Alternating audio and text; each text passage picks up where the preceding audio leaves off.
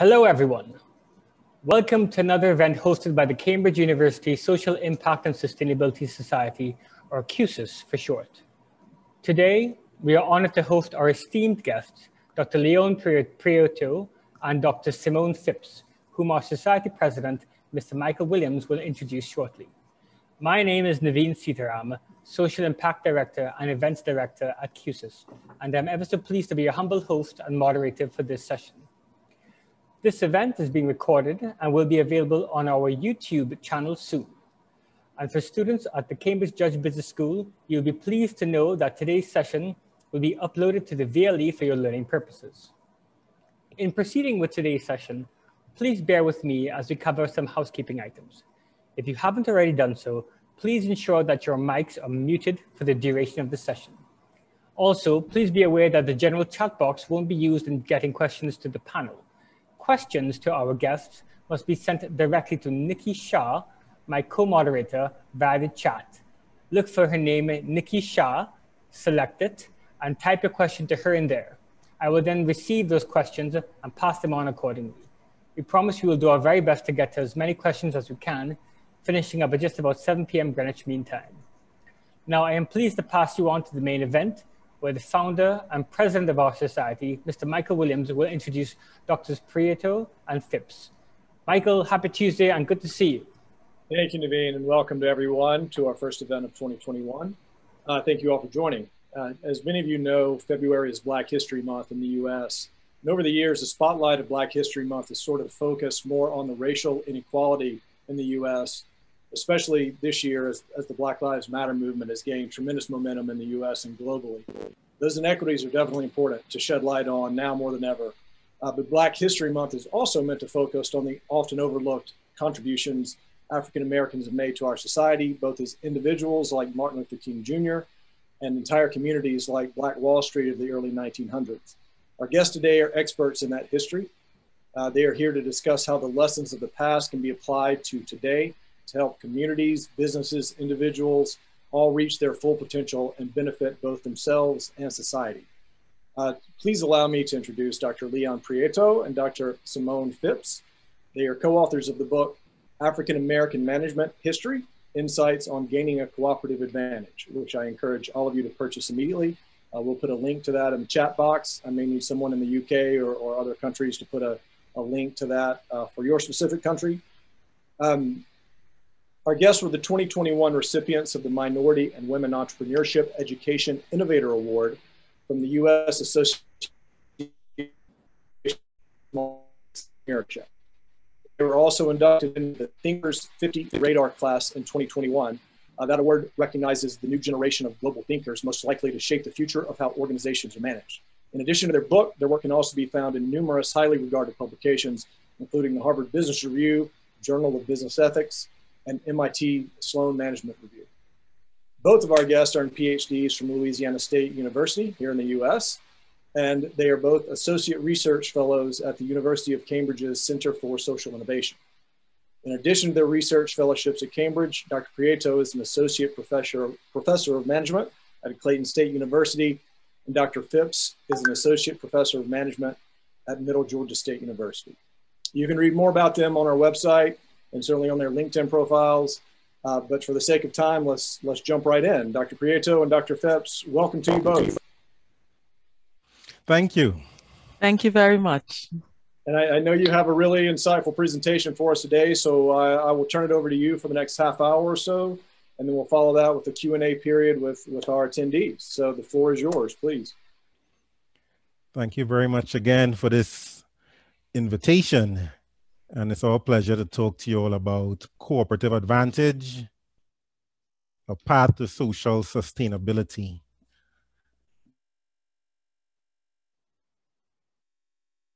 All right, so again, I'm Leon Prieto and I'm joined with Dr. Simone Phipps.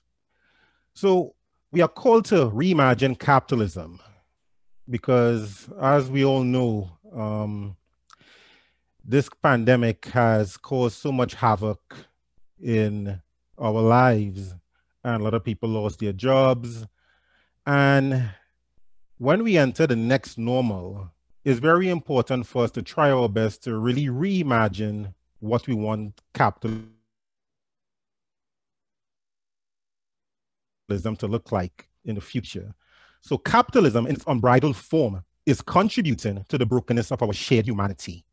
I know that's a very strong statement, but a lot of us are feeling that way. And when we reflect on Adam Smith, when he wrote Wealth of Nations, many of us tend to overemphasize the invisible hand and the free markets. But we tend to forget, he wrote a little book called The Theory of Moral Sentiments prior to Wealth of Nations. And in his previous book, he talked about the importance of self-interest, but he also talked about the equal importance of empathy. He called it sympathy back then for others, but in today's terminology, he meant empathy. So we tend to forget that about Adam Smith. So currently, many corporations are failing the stakeholder capitalism test, and bold steps are needed to make capitalism into a more compassionate economic system. Right, so a number of those companies are saying that that on the Business Roundtable, and they stated they wanted to make capitalism into a much more compassionate system. But a recent report said that they're not doing a good job. Companies that are non-signatories are doing just as bad as the signatories.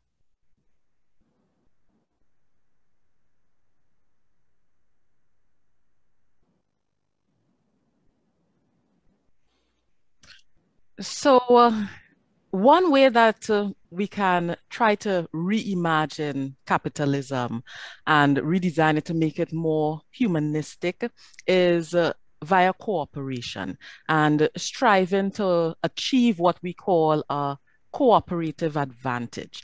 So what is cooperative advantage? We define it as the benefits that an organization can possess and accrue due to its people-centered approach to development and sustainability. And so this people-centered approach encompasses three tenets or dimensions, which include spirituality, dialogue, and consensus building. And these three tenets help to create benefits and advantages for all stakeholders, including employees, customers, and the community at large. And so I just want to take a little time to go into these three tenets that can help with achieving this concept of cooperative advantage. These three tenets really come from the idea of Ubuntu, which is an African tradition of cooperation, which means I am because we are.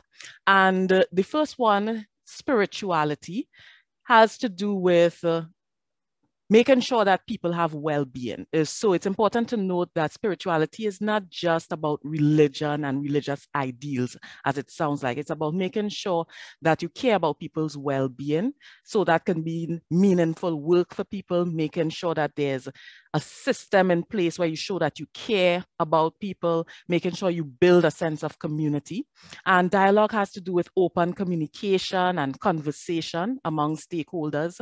So in order to encourage people to engage in dialogue, it means that you want to make sure people feel included, because they won't feel comfortable if they don't feel like it's an inclusive environment. You want to make sure that you build a rapport, some sort of intimacy with them where you can build relationships and maintain those relationships. And also consensus building, which builds on dialogue. You want to make sure discussions are fully explored before you actually reach an agreement with people.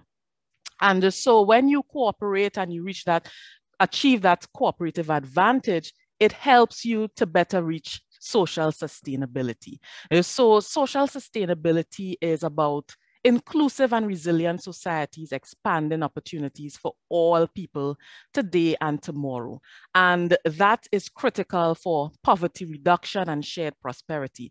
And so what social sustainability really is about is really understanding the impacts, the social impacts that businesses have on people and society, and trying to identify as well as manage those business impacts for the benefit of all stakeholders, whether it be employees, customers, people in the value chain. Sometimes we don't think about the suppliers, but you have to think about people in your value chain as well. And of course, communities and society as a whole. So there are a lot of social issues that need to be addressed, and companies have a role and a responsibility to try to address those issues. So companies need to improve the lives of the people they affect, such as creating decent jobs, goods, services, etc. They should make strategic social investments to make society better, and of course, partner with other businesses. So it's all about economic empowerment and social development.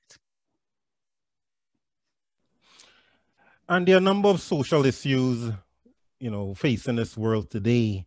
So just looking at the apparel industry, we see a lot of people in Ethiopia, in Bangladesh, a lot of mostly women are working for these deplorable wages, and they normally get paid based on piecework. So in Ethiopia, their garment industry, they're the lowest paid in the world. And a lot of these Chinese companies are now, garment companies are now relocating to Africa, where it's much cheaper to undertake this type of work. So we're seeing a lot of the garment industry expanding into East Africa.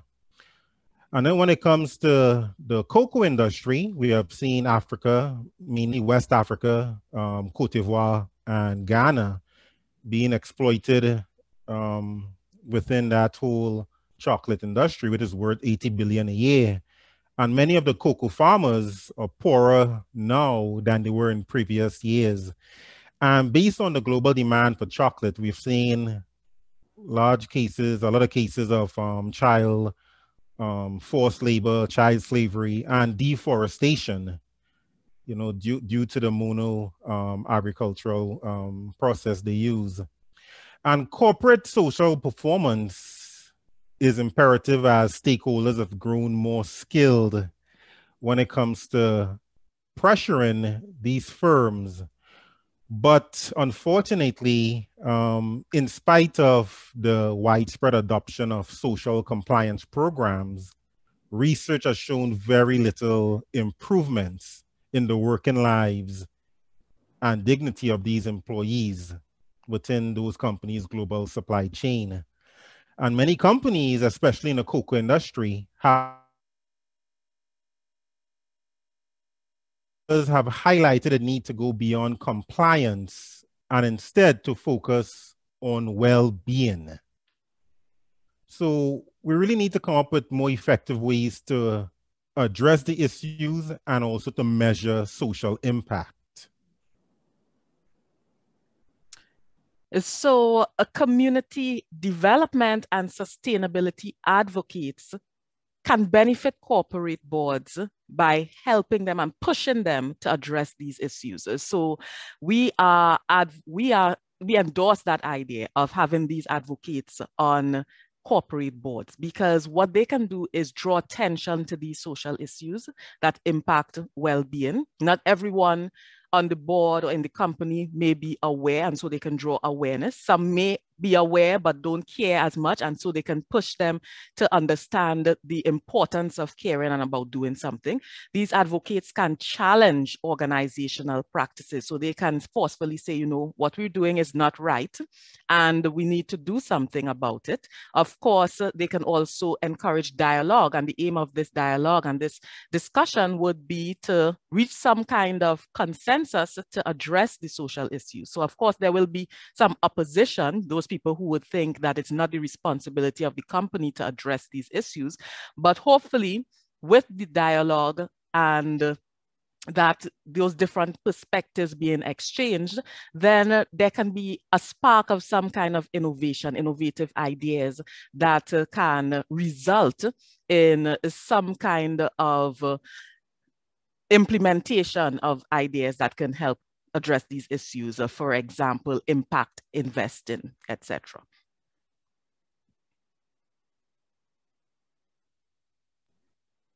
This gentleman on the screen, his name is Charles Clinton Spaulding, and he's one of the historic Black business pioneers who gained a cooperative advantage and really focused on social sustainability within the Black community in Durham, North Carolina, which is known as one of the Black Wall Streets. So from 1900 until 1952, Spaulding managed what was then the United States' largest Black business. It's called the North Carolina Mutual. And their motto in 1899 was the company with a soul and a service. So they really took cooperation seriously in terms of spreading the wealth within the Black community and really helping others. So when W.E.B. Du Bois visited Durham, North Carolina in 1912, he praised the company for their emphasis on cooperation over capitalism. And it was very hard to please Du Bois, because he was a well-known socialist in thinking and Marxist. And he was really impressed what he was seeing in that Black Wall Street in North Carolina. And the Mutual, under Spaulding's administration, it supported a number of social entrepreneurial projects, such as the building of hospitals, libraries, newspapers, churches, all for the benefit of the Black community. And Spaulding was also known as Mr. Cooperation, as you can see in that image right there. So he was very well known for his cooperative spirit.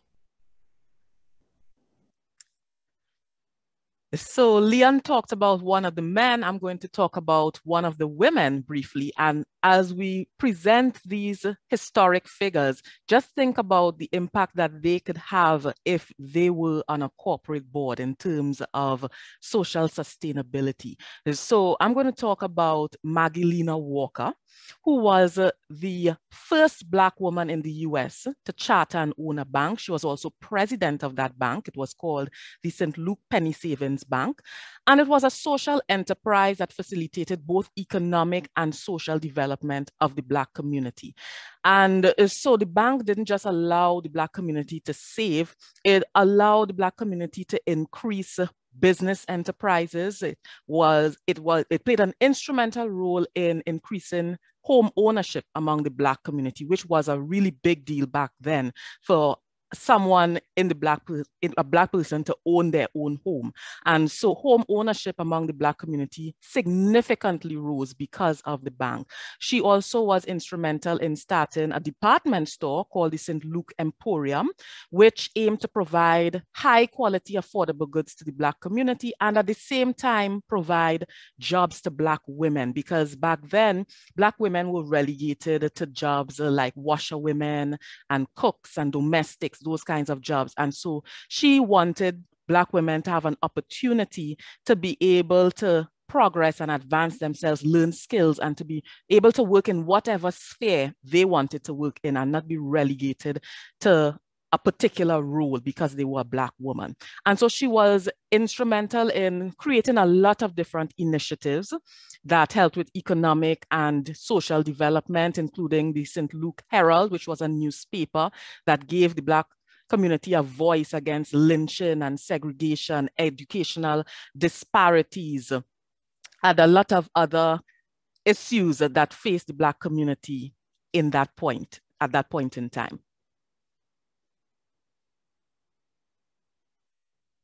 Another pioneer that we're going to talk about is Reverend, the late Dr. Reverend Leon Sullivan. And I like his first name. It's a very catchy first name.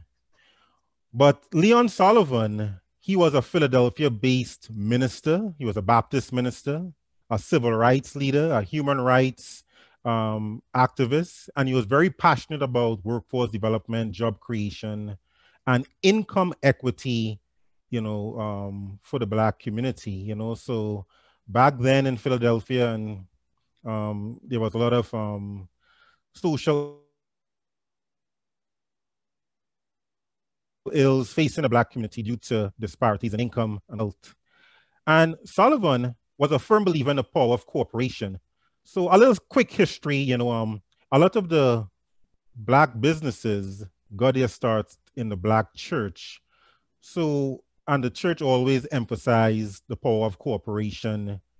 And a lot of these traditions, they survived the Middle Passage from Africa, right? So he was a big believer in cooperation. So he rallied 400 ministers and all of their congregations in the various churches to boycott companies that were discriminating against the Black employees and other minorities as well.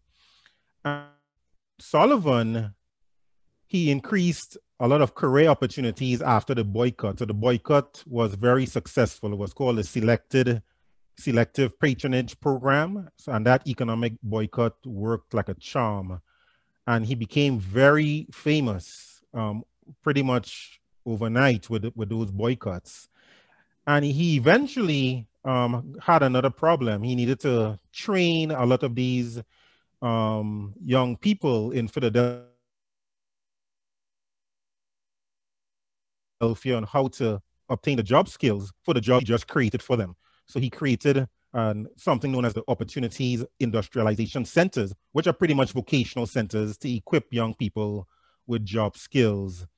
And it grew very large.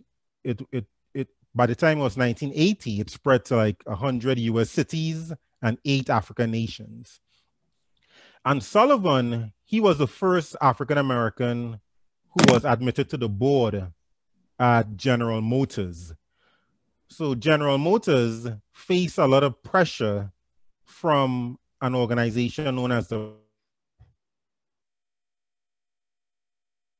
Project on Corporate Responsibility. And they were very instrumental in the shareholder responsibility movement. So they pressured the CEO at the time, James Roche, to appoint someone of color to the board. And Sullivan was very well known. He was very business oriented, but he was a very big fighter for social justice. And so they added him to the board, and he made waves right away.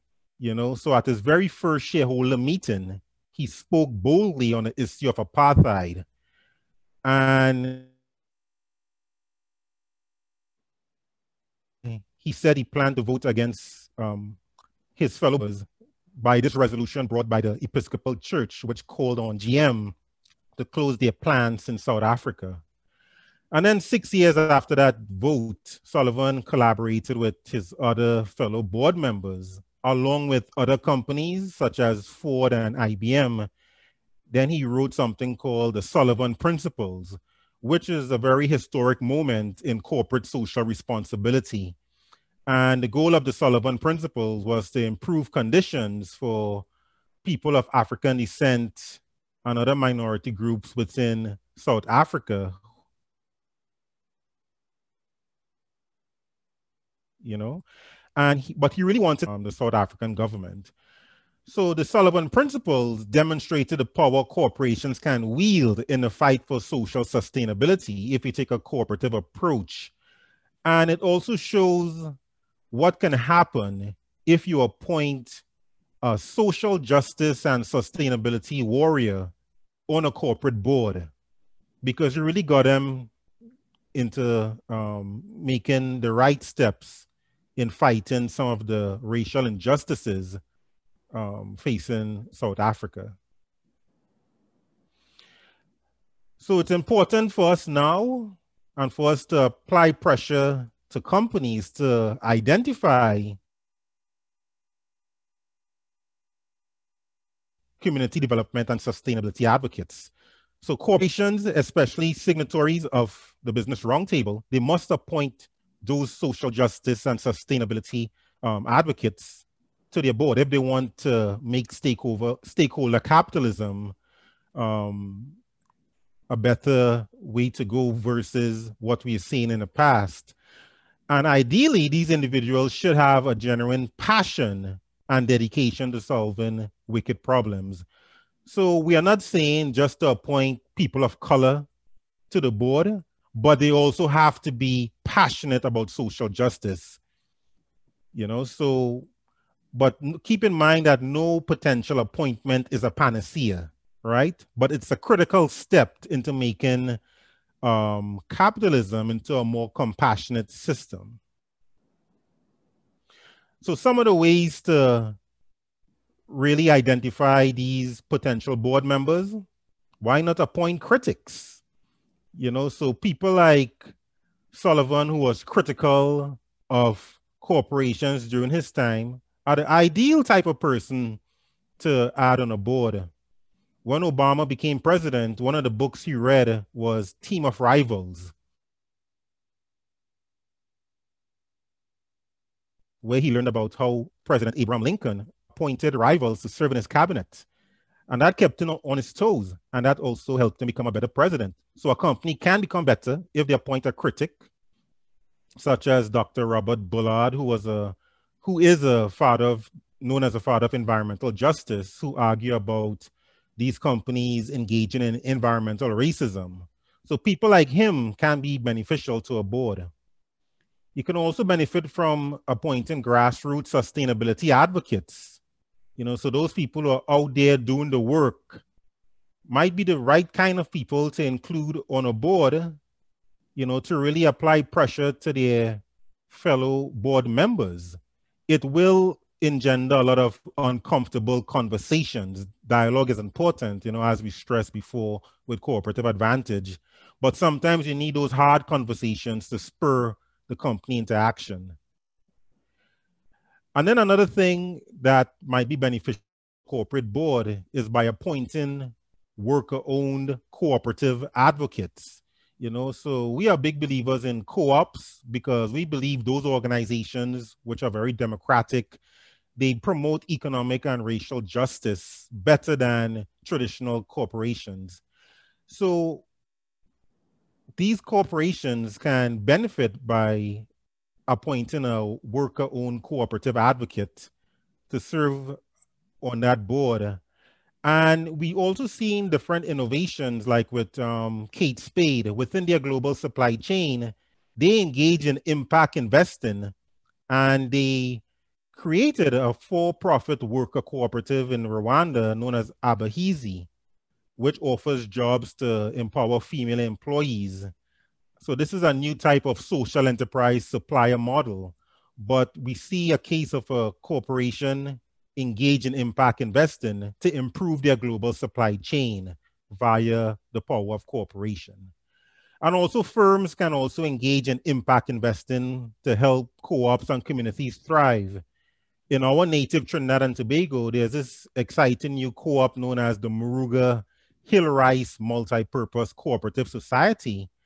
And they're trying to export a very unique superfood in Trinidad known as the hill rice, which originated in West Africa. But it's now in Trinidad, and we have a very special local version that can be the next big export crop. So we may need impact investors to help co-ops like that in terms of community development and coming up with something really viable for exporting. So in contemporary times, these are some of the people, some examples of people that can make a difference if corporations appoint them to their corporate board. And so the first person you see is Rachel Ann Cooper Lee, who is president and chairwoman and founding member of the Moruga Hill Rice Multipurpose Cooperative Society that Leon just mentioned. And with her, it's about economic cooperation and empowerment. And also she has an aim of making Moruga an agro-processing hub for Trinidad and Tobago, which is a very bold aim indeed. And the second person is Ronnie Delgado, who is the founder of Global Paint for Charity. And in a nutshell, what that company does is that it collects unwanted paint, used paint that's not needed anymore, and redistributes it where it is needed, nationally and internationally, so both in the US and abroad. And so that helps protect the environment because you don't have all this wasted paint out there, but it also helps beautify places that need it, like schools, etc., and lifts morale for people, you know, when they see that some place that was drab transformed into this beautiful place because of his paint. And the third person is Dr. Lilia Juni, who is actually a research associate at Cambridge. Center for Social Innovation. And she is also one of the co-founders of GenPol, which is Gender and Policy Insights, which is like a think tank and a social enterprise geared towards uplifting women and making sure that there's social justice. You address the issues that affect women, and their research goes towards making sure there are gender issues that research goes towards making sure that you address some of the gender issues. So in a nutshell, that's what that does. So these people can really make a difference in a company if they are appointed to the board. So just to end, want to recap the value of cooperative advantage and cooperation. If you embrace that spirit of care and community, if you engage in dialogue, if you make sure there's consensus building, you can create more employment opportunities. You can address disparities where it comes to employment and underemployment, disparities in education, disparities in legal outcomes, disparities in housing. You can try to reimagine capitalism and put that humanistic face on capitalism.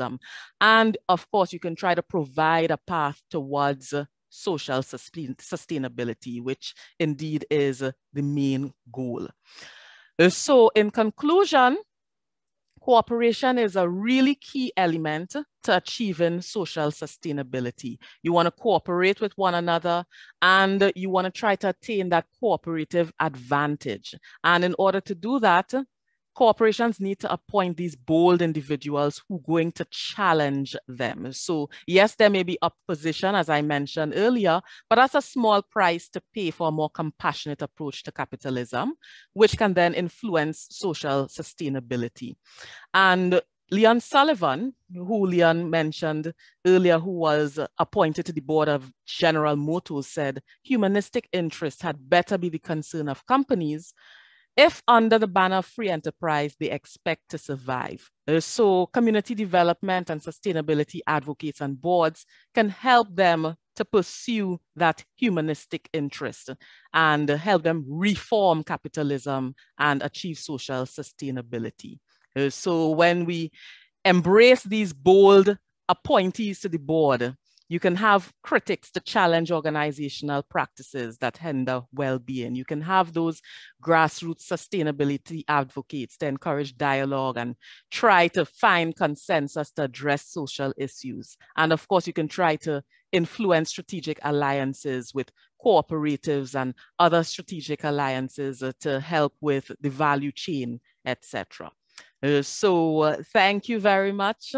That is our time for presentation, and we'll open up for questions.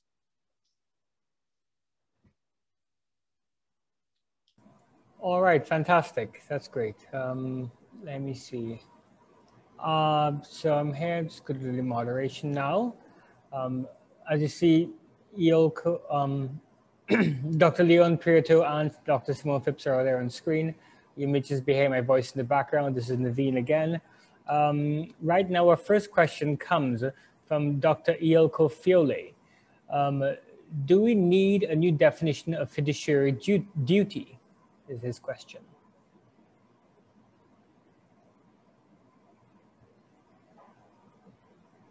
You're on mute. Yes, okay, I guess, yes, I'd like some more explanation why a new definition of fiduciary duty. All right, so I will have to ask him to maybe send another message back, and we could do a follow-up for that, if that's all right. All right. So the other question is from Nigel.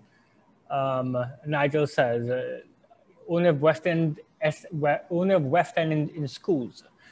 This all sounds very nice and my business behaves in this way, but how does behaving as a good corporate citizen in this way help business growth, and what evidence is there for this? Well, based on that idea of cooperation, you see, you end up with a lot of reciprocity. So you get good faith, goodwill when organizations show that they actually care. Corporate social responsibility is a concept that you hear about a lot, and that a lot of organizations actually embrace as one of their core values. And stakeholders appreciate that. And a lot of times customers actually decide to support businesses like that because they respect their stance and they respect the fact that they care not just about profits, but about people as well. So there is that aspect of reciprocity. When corporations show that they care, then stakeholders then show that they also care about the organization as well. So it's mutually beneficial when corporations don't just think about the profits and maximizing efficiency for their own benefit, but think about the benefit of everyone as a whole. Okay. If I could give a follow-up question to that, because I was listening to that explanation, Simone. Could that be dependent on the level of trust in those societies? So for example, there's some charts that they talk about the levels of trust, and they have a top 100 or whatever. And Trinidad and Tobago apparently didn't fare so well, one of the last ones, right? And I wonder how that would factor into those relationships that you're trying to build. Definitely, trust is a huge factor. Talking about trust, there are three main dimensions of trust. You have the idea of competence. People trust you when you show that you're competent. So as a business, a customer is going to trust you if you're delivering goods and services that are high quality, if your services, you're highly responsive to the customer, etc. Yeah. And also, in addition to competence, there's also integrity. People tend to trust you if you show that you're honest, if you show that you're someone who doesn't just talk the talk, but you walk the walk as well. And you say what you mean, and you don't lie to them. And also something that people don't think about very often, a major component of trust is benevolence, that idea of compassion and showing that you care. So having that ethic of care and showing that it's not just about you, but that you think about other people as well. People really trust you more and they respect you more and they tend to support you more if you show that aspect of benevolence and compassion and empathy as well. So trust is definitely going to be a great help for an organization if people see them as trustworthy, then they will want to support them more. And I guess that circles back to what you were saying earlier about empathy, right? To know what is a trustworthy thing that actually hits, right? Definitely. Okay. Right. And then we have another question. I hope that satisfies your question, Nigel. Next, we have from Frank Knowles. He asks, can you comment on the role that the big tech companies play in reimagining capitalism and be a force for good? Social media has arguably fueled a more divided populace with racism, sexism, and intolerance constantly on display. Whoever would like to take that. So he wants to know the role of big tech in what part? Big tech. If you could comment on the role that big tech companies play in the reimagining of capitalism as a force for good. Oh yes, big tech, as with any other corporation, have a tremendous role to play when it comes to reimagining capitalism. But some are making some critical mistakes right now, especially in terms of racial inequity issues, and also in terms of just ethics in general, in terms of fair play.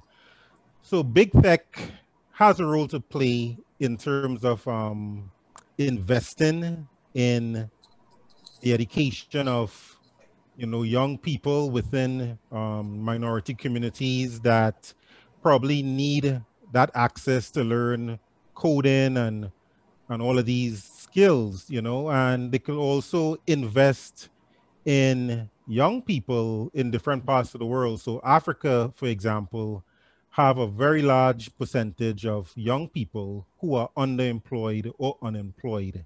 So I would love to see big tech collaborate with nonprofits,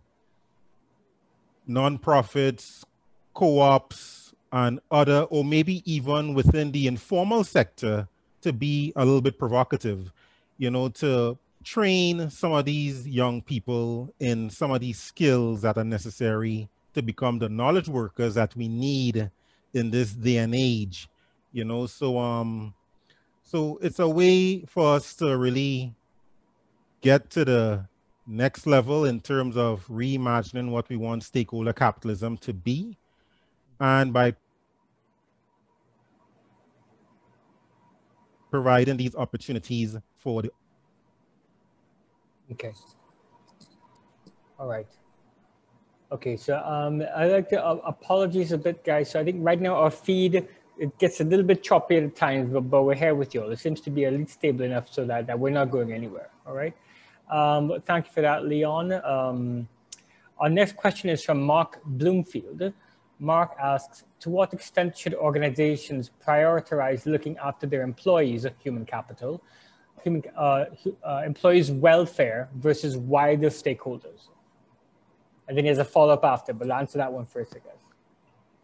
So there's going to be debate on that one, because companies really should consider all their stakeholders, but usually the top 3 stakeholders that people usually say are their main responsibility would be their employees, their customers, and their shareholders. Usually those are the 3 that take top priority, because, you know, they want to maximize shareholder wealth. Of course, in order to maximize shareholder wealth, they need to make sure that their customers are happy so that the customers keep buying and supporting them. And also they need to make sure their employees are happy so they keep working hard and being the committed employees so that they can continue to provide those goods and services. And so it's really important that they really take care of those 3 stakeholders, and their employees really matter.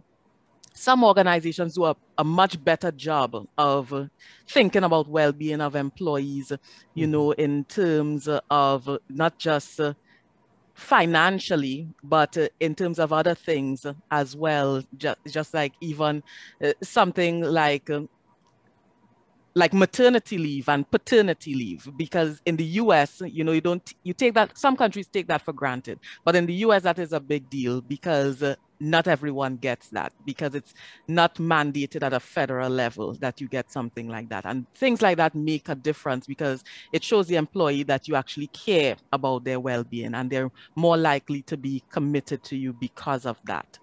And so I would say that the employees are going to be should be one of the top priorities, as well as the customers. But I also want to mention how important it is to think about those members of the value chain, like suppliers as well, because in a lot of industries, for example, the chocolate industries, you have these executives making so much money. And then when you look down the value chain at the poor farmer in a country like the Ivory Coast or Ghana, in the Philippines, Ecuador, those farmers are barely getting by. They don't even make a living wage. And so you have to think about, you know, is it fair? This idea of social sustainability, thinking about everybody, not just the top executives who want to make all this money. Don't these farmers matter too? And shouldn't we try to find a way to make sure that they can get a fair price for their cocoa, so that in this chocolate industry that, you know, everyone can benefit somehow. So that is a very tricky question to answer, to give a specifically pinpoint which stakeholder group is most important. They all matter, yes. Okay. Well, we have a follow-up question on that, right? So I can see why he sequenced it like that, Mark. So the other question is there any advice to boards who are reluctant to make bold appointments? Advice. Well, okay, I see Leon wants to take it. Well, it's time for them to stop talking. You know, they get these big press releases out and they talk about, you know, we're going to do something, like with this whole business roundtable. It was all over the news. You know, everyone heard about it. Everyone was talking about it. And then nothing. Nothing of consequence. Then the pandemic happened. And a lot of those signatories within the business roundtable, they laid off a number of the employees by the time the going got a little tough, you know. So to me, they reneged on their promise to really do better. So instead of actually talking about it, it's really time for action now, you know, and make a bold appointment, you know, do the research, try to appoint people who are known as being passionate about really making a difference, and don't just appoint a critic to silence them. Appoint someone bold to amplify the voices of this diverse society in which we live in, right? So it's time for action now, because it's too much rhetoric, too much talk, and I think people are really tired of it at this point in time.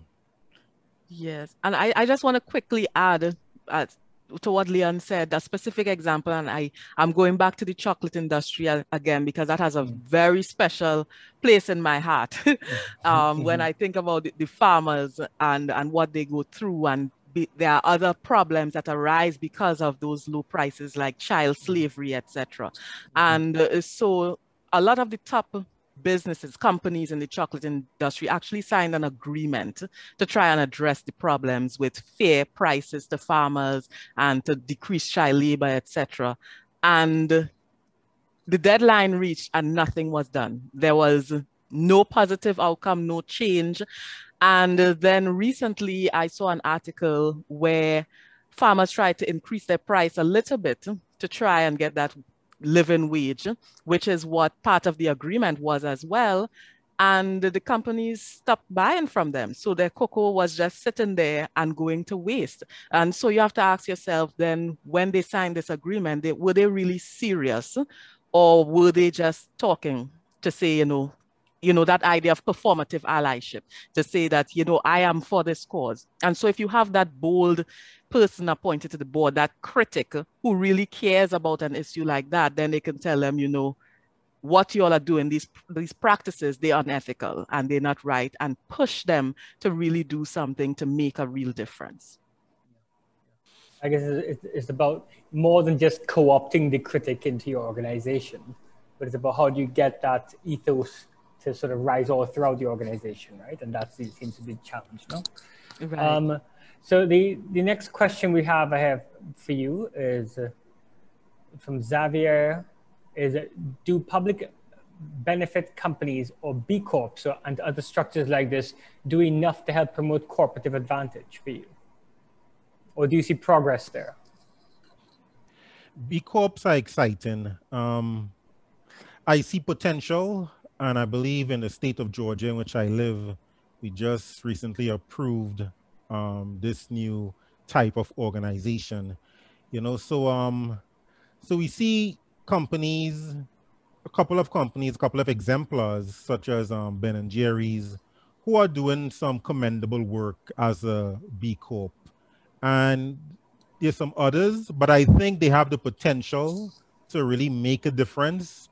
But like with any other organization, sometimes, you may not do everything that you're supposed to do in terms of the social good, right? So we always need that balance. So B Corps, and for them to have members that really reflect the mission, so there needs to be some type of alignment.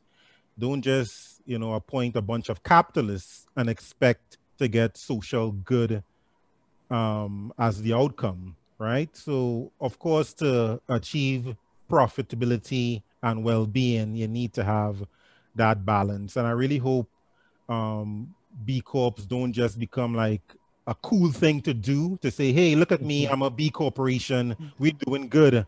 But we also have to measure and judge your social impact, right? And a lot of us, we are watching, and we will keep them honest. Right. Yeah, I was going to have a follow-up question about impact washing, but I will suspend that one just for now, because there's another question as a follow-up to the first question from Iolko, which is on the question of the definition of fiduciary duty, right? So his explanation is a board has legal fiduciary duties to shareholders, And if we are about to change the focus of companies, we may need to have a new legal definition of fiduciary duty. If more stakeholders have to be served, then we get a legal impetus to change the board to serve the wider set of interests. Yes, I'm glad he explained exactly what he meant, because when you think of fiduciary duty, you think of that obligation to act in the best interest of another party. And so I wanted to know exactly which obligation he was referring to. And so yes, the shareholders usually get priority because they have to maximize their wealth. But I'm not sure if the definition is specifically to the board, to the shareholders alone. To me, when I think of fiduciary duty, I think that the company can decide who their obligation is to, and they can have multiple parties that they have a fiduciary duty to. So I think they can choose that it's not going to be just about the shareholders, but about other parties as well, because the shareholders aren't going to be able to get those dividends, etc., if the employees don't do their part, if the customers don't do their part. And so they really have a duty to represent the other stakeholders as well, and to take care of the other stakeholders as well. So I don't know if it's necessarily an issue of changing the definition of fiduciary duty,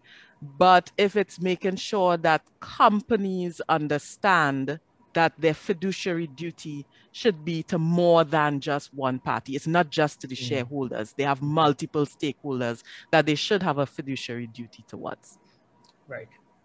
All right. Okay. Great response. So I'm going to have, there's a lot of questions coming in. I'm just saying that there's chance that we may go over the hour mark. We tend to, like, when you have this sort of fervent discussion, we don't mind going a little bit over the hour mark, right? But I'm just going to have, I may have to cull some of the questions a little bit. Apologies, I can't go through all. They're great questions here.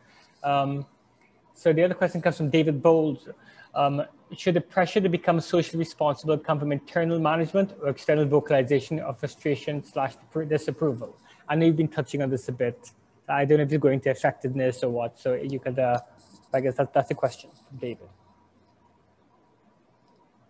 Well, it can come from both internally and externally. You would hope that it would come from internally, that part of the culture of the company would be such that they actually care about people's well-being and not just about profits. But if the culture is not like that, then the external forces then need to push for that and demand that companies think about social sustainability and well-being. Okay, great. We have another question of Caribbean origin. So in the context of cooperatives in the Caribbean, which are failing mainly because of Western cultural ideals, how can they be revived using this concept of comparative sustainable advantage to reflect the core values and principles on which they were founded? This is from Jordan Myers. Okay, so you talked about Western ideals. Some people think Europe has the autonomy of what a cooperative should be. Yes, formal cooperatives were established in Europe, but in the continent of Africa, that whole spirit of cooperation and cooperative organizations did exist even before their European counterparts. Stems from African traditions of cooperation, you know, so we can reconceptualize what we want our firms to be by utilizing other models, not just European models that may not fit a particular context.